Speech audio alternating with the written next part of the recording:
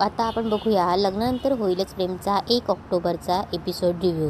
कालच्या भागात आपण बघितलं की मानिनी पार्थशी बोलत असते, तेव्हा पार्थ बोलतो की आई नको काळजी करू, लवकरच माझी आणि काव्याची गाडी प्रेमाच्या बाजूने वळायला लागेल आणि मला तर फक्त काव्याला जिंकायचं, मी त्यांना असं जिंकेल आणि त्यांना जिंकलं तरी माझी पहिली मैत्रीण तूच राहणार आहे बरं काही.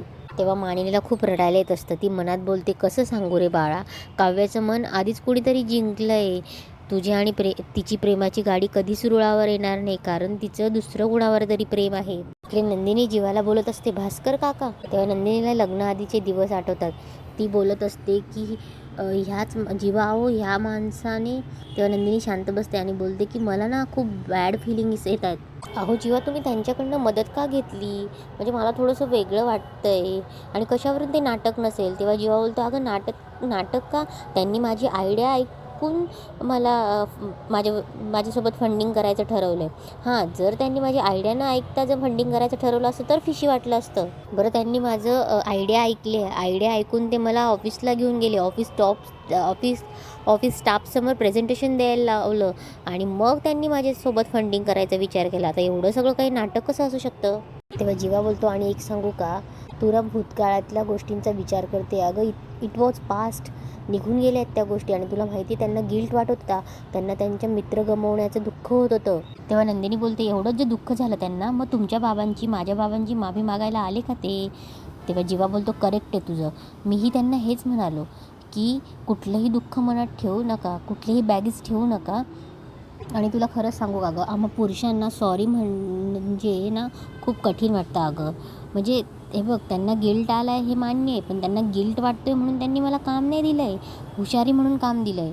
इकडे पार्थ मानिनीला बोलतो की आई अगं तू काय रडते, तुला वाईट वाटेल असं काही बोललो का. तेव्हा मानिनी बोलते नाही रे पार्थ, अरे आजकाल मुलांना आपल्या आईशी बोलायला टाईम नसतो आणि माझा पार्थ तसा नाही आहे.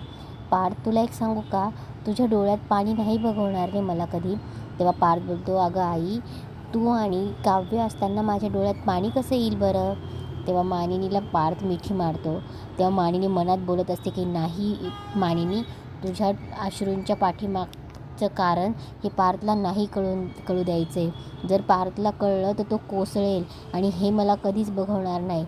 म्हणून मानिनी तुझा अश्रू तुझं भावना आवर. इकडे नंदिनी जीवाला बोलत असते की मला नाही माहिती, माझं इन्स्टिंक्ट सांगतायत, मला नाही कळते, मला असं वाटायचं की दुसऱ्या कोणाची मदत घ्या. तेव्हा जीवा बोलतो नंदिनी तू असं का वागते, मला कळत नाही. अगं फंडिंग करायला इतक्या सहजासहजी माणसं नाही मिळत आणि भास्कर काकांनी स्वतःहून मला फंडिंग करायला आश्वासन दिलं आहे आणि मी त्यांना नाही म्हणायचं आहे. तेव्हा नंदिनी बोलतो मग काय हरकत आहे. जीवा मला नाही माहिती पण मला बॅड फिलिंग येते. तेव्हा जीवा बोलतो अगं नंदिनी तुला असं का वाटते म्हणून, अगं त्यांनी माझ्या आयडिया ऐकून मला पिच करण्याची संधी दिली आहे. तेव्हा नंदिनी बोलते की मला नाही वाटत, आता तुमचं तुम्ही बघा, पण त्या माणसाकडून. तेव्हा जीवा बोलतो काय चाललंय तुझं सारखं त्या माणसाकडून साधं काका म्हणायलाही तयार नाहीस तू. तेव्हा जीवा बोलतो की काय चाललंय तुझं नंदिनी. तेव्हा नंदिनी बोलते तुम्ही मला समजून का घेत नाही आहात. अहो तुम्हाला सांगते मी तुमच्यापेक्षा जास्त दुनिया बघितली. आणि त्या माणसाकडून परत नंदिनी थांबते आणि बोलते हे बघा भास्कर काकांकडून मला एक्सपेक्ट नाही आहे आणि मला तुम्हाला कोणी फसवलेलं मला चालणार नाही आणि माणसं बदलतात वगैरे ही फिलॉसॉफी मला सांगू नका. तेव्हा जीव बोलते हे बघ तुला काळजी वाटते हे कळतंय मला. तेव्हा नंदिनी बोलते तुमच्यावर ट्रस्ट आहेच हो माझा, पण जिथे वसू आत्यासारखी घरातली माणसं धुळीस मिळवतात तिथे बाहेरच्या भास्कर काकांवर विश्वास ठेवायचा आपण. असो तुम्हाला जेन्युअनली वाटत असेल की ते तुमच्याबरोबर छक्के पंजे खेळणार नाहीत तर मग माझी काही हरकत नाही आहे, तुम्ही करा त्यांच्याबरोबर काम. तेव्हा जीवा बोलतो हरकत नाही असं म्हणतेस पण चेहऱ्यावर काहीतरी वेगळंच आहे. नाही जाऊ दे, तुला नाही वाटत आहे ना तर मी नाही करत त्यांच्याबरोबर काम. तेव्हा नंदिनी बोलते जीवा हे बघा माझ्या बोलण्याचा चुकीचा अर्थ नका घेऊ तुम्ही. हे आपल्या आयुष्यात बरोबर जे काही घडले ते बघून मला असं वाटतं की ताकसुद्धा फुंकून प्यावावं आपण. हे बघा तुम्ही पहिल्यांदाच तुमची स्वप्न पूर्ण करतायत आणि अशा स्वप्नांना अशा इच्छांना जर कोणी त्याला गालबोट लावलं तर ते मला नाही चालणार. तेव्हा जीवा बोलतो हे बघ मला कळते तुझी काळजी, पण देव संधी देतो आणि आपण त्याच्याकडे पाठ फिरवायची हाच प्रश्न मला पडला, हे योग्य आहे का? तेव्हा नंदिनी बोलते ठीक आहे, करा तुम्ही त्यांच्याबरोबर, पण सावध राहून करा. आणि एक गोष्ट लक्षात ठेवा, घरी सांगा. तेव्हा जीवा बोलतो अगं इतक्यात सांगण्याची काय गरज आहे? तेव्हा नंदिनी बोलतो आता ते फंडिंग करायला तयार आहेत ना, मग घरी एका शब्दाने सांगून तर घ्या की भास्कर काका फंडिंग करायला तयार आहेत म्हणून. तेव्हा जीवा बोलतो हो अगं मी सांगणारच आहे, पण अगं आधी कामाला सुरुवात तर होऊ दे. मी नक्कीच सांगणार आहे, सांगणार तर आहेच, फक्त कामाला आधी सुरुवात होऊ दे. ते फंडिंग करतो म्हणालेत, फंडिंग आलं नाही अजून माझ्यापर्यंत. एक काम करतो ना, मी डायरेक्ट माझ्या ऑफिसच्या इनॉग्रेशनलाच घेऊन जातो. कसं वाटतंय तुला ही आयडिया? तेव्हा नंदिनी बोलते ठीक आहे. तेव्हा जेव्हा बोलतो हे बघ, मी कुठे जातोय काय करतो हे घरातल्या कोणालाच सांगायचं नाही, आणि विचारलं तर सांगायचं की मी आनंद निवासला तुझ्यासोबत मदत करतोय म्हणून. तेव्हा नंदिनी बोलते ठीक आहे, जा आता फ्रेश व्हा, मी तुमच्यासाठी चहा करते. तेव्हा जेव्हा खुश होऊन जातो तिथून. इकडे काव्या अंघोळ करून बाहेर येते आणि बघते तर काय, तिच्या पुस्तकावर घड्याळ आणि तिचा चष्मा असतो. तेव्हा काव्या ते घड्याळ बघते आणि तिला पारची आठवण येते. तेव्हा पार तिला बोलत असतो हे घड्याळ स्वतःच्या मर्जीने नाही चालत, हे आपल्या नाडीवर चालतं. तेव्हा काव्या ते घड्याळ हातात बांधते. तेव्हा तिला तेही आठवतं की पार तिला बोलतो जेव्हा काव्याकडनं ते घड्याळ तुटतं, एवढं काही नुकसान नाही झालं आहे, घड्याळ सगळ्याच गोष्टी दुरुस्त करता येऊ शकतात, अगदी घड्याळसुद्धा. तेव्हा काव्याला मनातल्या मनात हसायला येत असतं. इकडे नंदिनी देवाच्या पाया पडत असते आणि बोलत असते की देवा मला माहीत नाही का असं मला बॅड फिलिंग, काहीतरी वाईट घडणार आहे असं वाटतंय. देवा हवं तर माझ्या वाटचं सुख काढून घे, पण माझ्या घरातल्या माणसांना सुखी ठेव, असं नंदिनी बोलत असते. तेवढं तिथे युग येतो. युगला नंदिनी विचारते कुठे चालला आहेस युग? अरे हे घे आरती घे.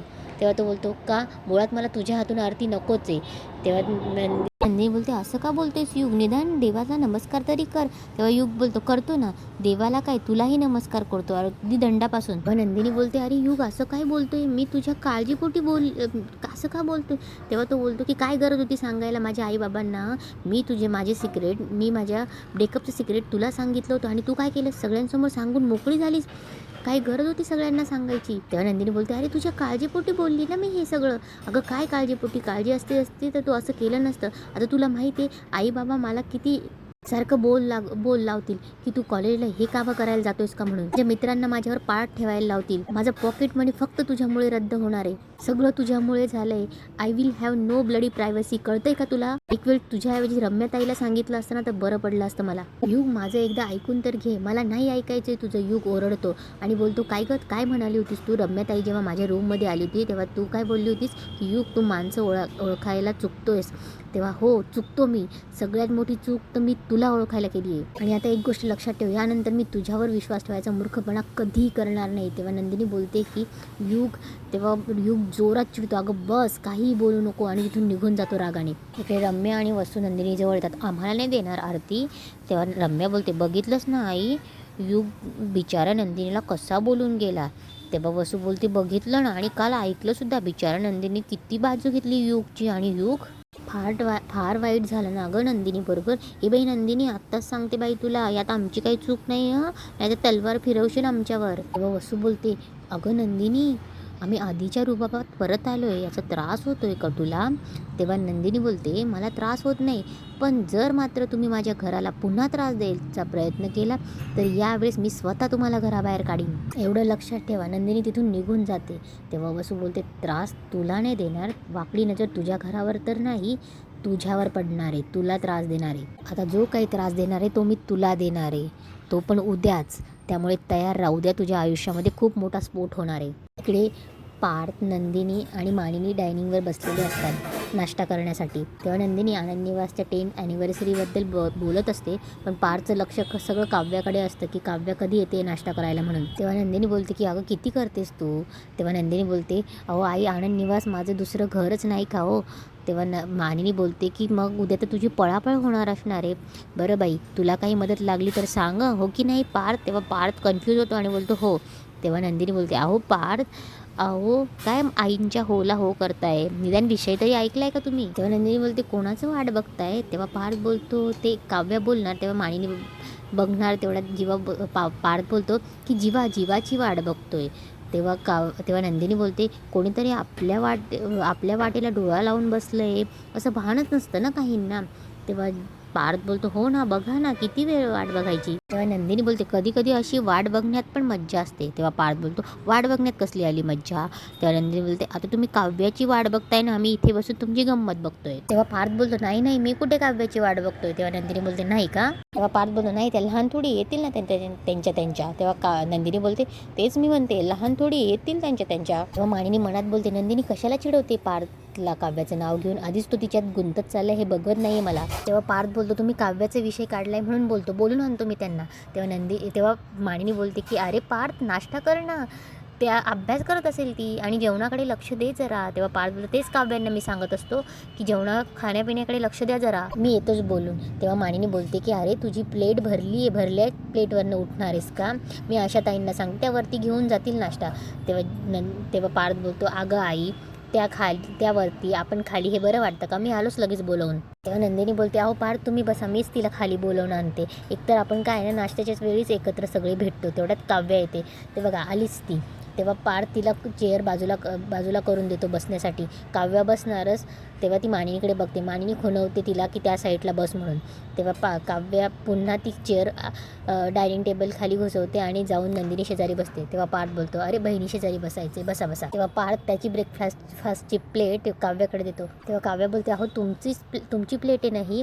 तेव्हा पार्थ बोलतो की अहो काय झालं, माझं सगळं तुमचंच आहे, नाही तर एक काम करा तुम्ही या माझ्या शेजारी बसा, आपण एकाच प्लेटमध्ये खाऊ. तेवढ्यात नंदिनी त्याला दुसरी प्लेट वाढून देते. तेव्हा पार्थ बघतच असतो. पार्थने काव्याला घड्याळ छान दिसते म्हणून खुणवलेलं पण असतं. पार्थ प्लेट बघतो आणि बोलतो सेपरेटच दिलं ना मला. तेवढ्या तिथे रम्या आणि वसू येते आणि बोलते रम्या बोलते अहो आशाताई कुठे चाललात, आम्हाला सुद्धा खायला द्या, घरची काम करायचे दिवस संपले आमचे.